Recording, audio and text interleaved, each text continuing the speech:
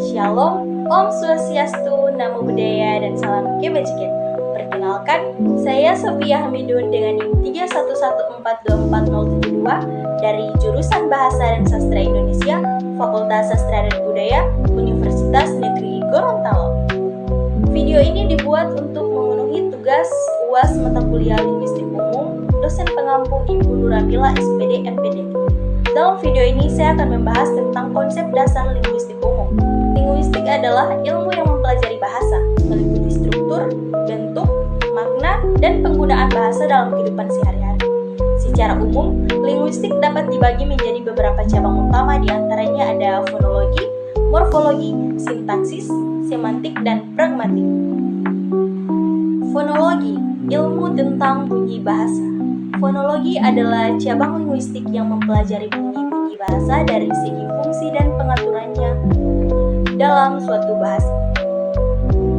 Fonologi tidak hanya berfokus pada bunyi itu sendiri, tetapi juga pada bagaimana bunyi berinteraksi dalam suatu sistem. Fonem, unit terkecil dari bunyi yang dapat membedakan makna, adalah objek utama dalam studi fonologi.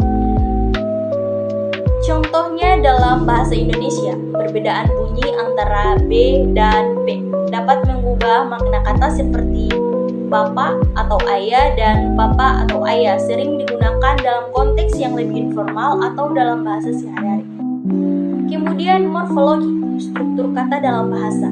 Nah, morfologi adalah cabang linguistik yang mengkaji struktur kata, yakni bagaimana kata dibentuk dari unit-unit terkecil yang disebut morfem. Morfem bisa berupa morfem bebas atau yang dapat berdiri sendiri sebagai kata, atau morfem terikat yang harus bergabung dengan morfem lain untuk membentuk kata. Morfologi juga mempelajari proses pembentukan kata seperti afikasi atau penambahan afiks seperti prefiks, sufiks, infiks, reduplikasi atau pengulangan kata untuk menyatakan makna tertentu, dan komposisi atau penggabungan dua kata untuk membentuk makna baru. Misalnya dalam bahasa Indonesia kata berlari terbentuk dari morfem ber atau awalan dan lari kata dasar.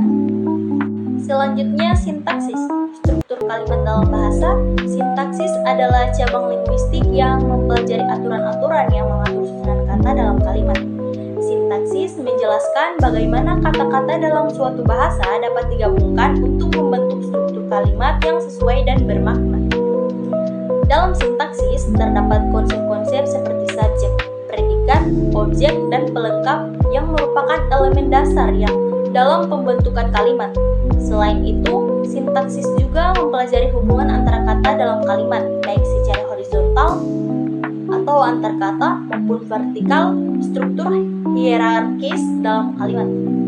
Contohnya dalam bahasa Indonesia, kalimat dia membaca buku memiliki struktur yang terdiri dari subjek, dia, predikat membaca, dan objek adalah buku.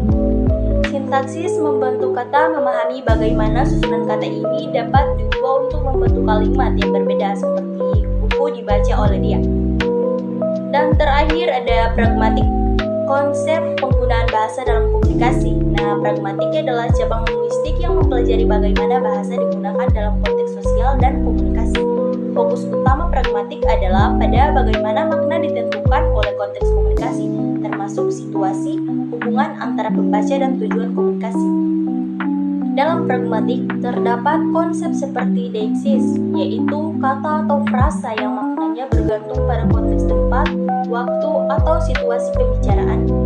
Contohnya, kata saya, di sini, dan sekarang.